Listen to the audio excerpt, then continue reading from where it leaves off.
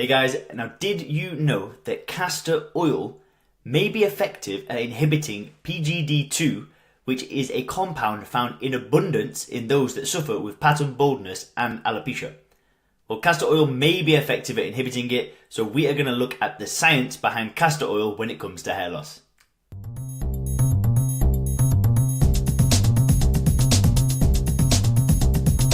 Hey guys, just before we get into the video, if you are new to the channel, welcome to the Hair God YouTube channel.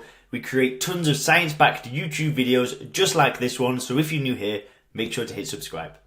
In this video today, I'm going to explain why castor oil is indicated as an effective hair loss treatment method and how you can use castor oil for hair growth yourself. You're going to learn about ricinoleic acid, which is an omega-9 fatty acid which makes up the majority of castor oil's composition. Then further, you're going to discover how scientific research has indicated its possible use as an inhibitor of PGD2, which is a compound found to be present in overabundance within the scalps of men with androgenetic alopecia. Then I'm going to teach you the exact best way to apply castor oil to your scalp for maximum benefits, and then we're also going to have a look at some of the side effects. So we've got a lot to go through today, so make sure to stay tuned, especially when we get to the end where we start talking about how you can start using this as part of your hair care routine. So first things first, what is castor oil? Castor oil is a vegetable oil obtained through the pressing of the seeds of the castor oil plant. Castor oil is used in a variety of industries and is known for its mold inhibiting and lubricating abilities. Now found in tropic regions throughout the world, the castor oil plant is native to the Mediterranean, Eastern Africa and India. The flowers of this glossy-leaved plant range in colour from yellowish green to red, and its size can vary tremendously. A not so fun fact, consumption of castor beans can actually be fatal, and this is due to the levels of ricin found within the bean.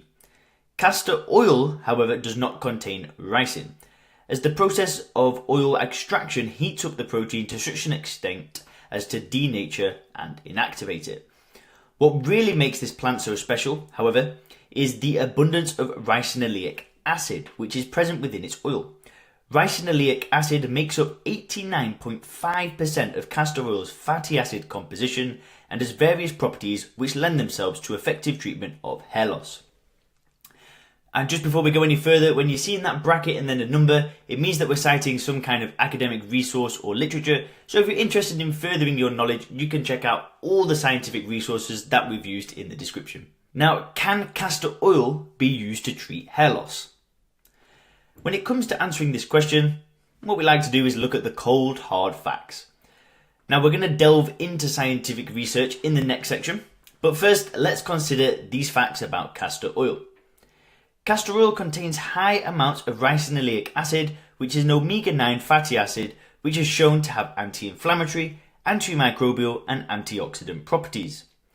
These properties alone make ricinoleic acid, and therefore castor oil, a treatment option to be considered by those with alopecia. Inflammation of the scalp constricts blood flow to the hair follicle, reducing levels of necessary nutrients. Additionally, inflammation can be a direct cause of hair loss, especially for those with scarring alopecia. Ricinoleic acid, however, has been shown to have anti-inflammatory effects similar to capsaicin, but without an increase of blood flow to the applied area, which can cause irritation. Furthermore, ricinoleic acid's antimicrobial abilities may provide relief to hair loss sufferers who are struggling with bacterial or fungal infections of the scalp. Application of castor oil can treat the infection and ensure that your scalp and hair follicles stay clean, healthy, and free from infection. And as inflammation and infection weren't enough, free radicals are another contributor to hair thinning and loss. Ricinoleic acid's free radicals scavenging abilities, however, can help you to reduce the levels of cell damage within your scalp. So now we've had a quick look at what castor oil actually has, we're now going to have a delve into the scientific research available. Now, while human studies on the use of castor oil in the treatment of alopecia are lacking, there are a few studies which do compel us to believe that castor oil is a viable option for hair loss treatment. Now, previously on the channel we have discussed the role which prostaglandin or D2 plays in hair loss, but here's a quick recap. Now, a 2012 study conducted by Garza et al. Discovered a link between PGD2, elevation, and hair loss, first in mice and then in men. Initially, Garza and his team tested their theory on mice. 2 groups of mice were used, both of which received an initial topical application of 15-DPGJ2 in order to synchronize the hair follicle cycles of all mice. On day 8, however, only one group received another application of the 15-DPGJ2, while the control group received an acetone vehicle. The hair lengths of the mice were measured on days 4, 12, 14, and 16, and it is clear in the tables to the right that the mice which received additional 15-DPGJ2 treatment had shorter hair lengths than those mice in the control group. And also we've got that they basically did the same study in humans as well. Is kind of the results are here. It's pretty complicated, so I've kind of summarized it on the next slide. So it does seem quite obvious through the provided research that high levels of PGD2 are present in the scalps of balding men when compared to their haired counterparts. That of course begs us to ask whether this is a chicken or egg scenario. In other words, does an overproduction of PGD2 lead to hair loss, or does hair loss in some way trigger the overproduction? So PGD2 is actually an important player in the development of the male reproductive system.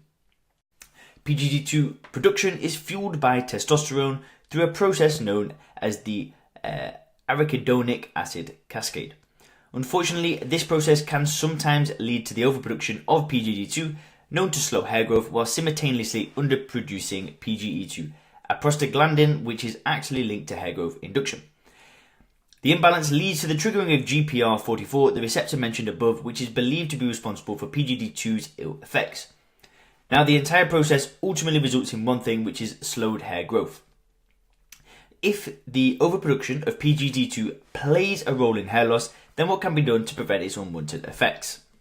So it's quite complicated. What it's basically saying is that people with hair loss have got a large amount of PGD2 on their scalp. That's basically what we're trying to say with what the researchers said.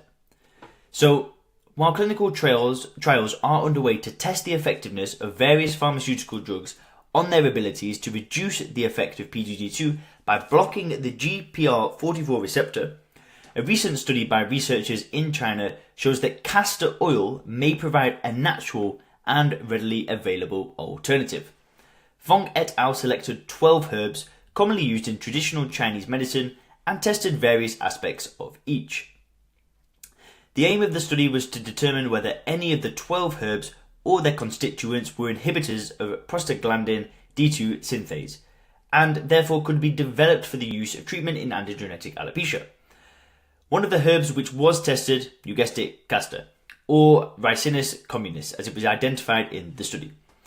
As discovered by researchers, ricinoleic acid, a major component of castor, has a few properties which made it stand out as a potentially effective inhibitor of PDG2. First and foremost, ricinoleic acid received a high docking score as tested by researchers. Docking is an indicator of inhibitory prowess as it shows an ability to interact and bind. In fact, the similarity in chemical structures between ricinoleic acid and prostaglandin is a good indicator of its ability to interact and bind with the molecule. The striking similarities can be seen by comparing the below prostaglandin structures with the above image of a ricinoleic acid. Second, ricinoleic acid has excellent skin permeability, and this is important for the exertion of its pharmacological effects. And third, ricinoleic acid has minimal adverse effects when applied topically.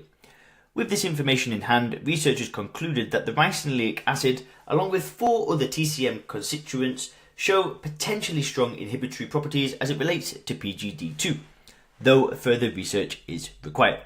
So, as it may be an effective thing to block PGD2, let's talk about how you can start adding castor oil into your hair care routine. While the consumption of castor oil can have undesirable effects, direct application to the scalp can prove to be an effective way to boost hair growth and improve the overall quality of your scalp and hair. Now, the first thing that we recommend is that you create your own shampoo. What you can do is get half a cup of liquid castor soap, 2 tablespoons of maple syrup, 5 to 10 drops of carrot seed essential oil and 10 drops of castor oil. Then simply mix the ingredients, apply evenly to your wet scalp, working the mixture in with your fingertips for 2 to 3 minutes and then rinse thoroughly. Now the soothing effect of the maple syrup combined with the scalp stimulating and antifungal properties of the carrot seed oil make the shampoo an essential addition to your hair care routine. Also, you can apply it directly to the scalp. Now beginning with a palm-sized amount, work the castor oil through your hair from root to tip. Continue adding small amounts of castor oil until your hair and scalp are covered but not saturated. You can leave the castor oil in overnight or rinse it thoroughly 20 to 30 minutes after application. Now, as castor oil is thicker than other oils you may have applied previously, like olive oil or canola oil, you will want to apply it in small incremental amounts to avoid over-application. This will make rinsing of the oil easier, and additionally you can combine castor oil with other oils such as grapeseed to reduce the viscosity and make it easier to apply and spread throughout your hair. So, are there any side effects of using castor oil? Castor oil, when consumed, is known to have laxative effects. An overconsumption of castor oil can lead to intestinal cramping and nutrient malabsorption, and should be avoided. An allergic reaction, while rare, can occur upon application of castor oil to the skin. Prior to use on your scalp, it's recommended that you first test on a small area of skin. If you experience itchy, hives, rash, redness or hotness, avoid further application. While castor oil's effects on labour induction are still debated, the consumption of castor oil by pregnant women has been shown to induce nausea. So women who are pregnant should consult with their medical professional prior to use. Now, just to conclude, the studies have shown that while the overproduction of PDG2 is linked to slowed hair growth and eventual hair loss, ricinoleic acid, the main component of castor oil, is indicated as a possible inhibitor of the compound. While further testing is required to determine ricinoleic acid's PDG2 inhibiting abilities in vivo, there is no doubt as to the fatty acid's anti-inflammatory, antimicrobial and antioxidant abilities. This alone makes castor oil a treatment option for individuals looking to fight hair fall. If you're looking to find treatment for aggressive hair loss, however, then castor oil is probably not it. Its listed properties may be beneficial in terms of scalp health and cleansing, but there are no indications that castor oil can totally reverse hair loss. Instead, castor oil used frequently can help to prevent further hair loss and create a hygienic environment in which hair can grow. So guys, that's what we wanted to share with you today on castor oil. Remember, if you're new here, make sure to hit subscribe and I'll see you in the next video. Thanks.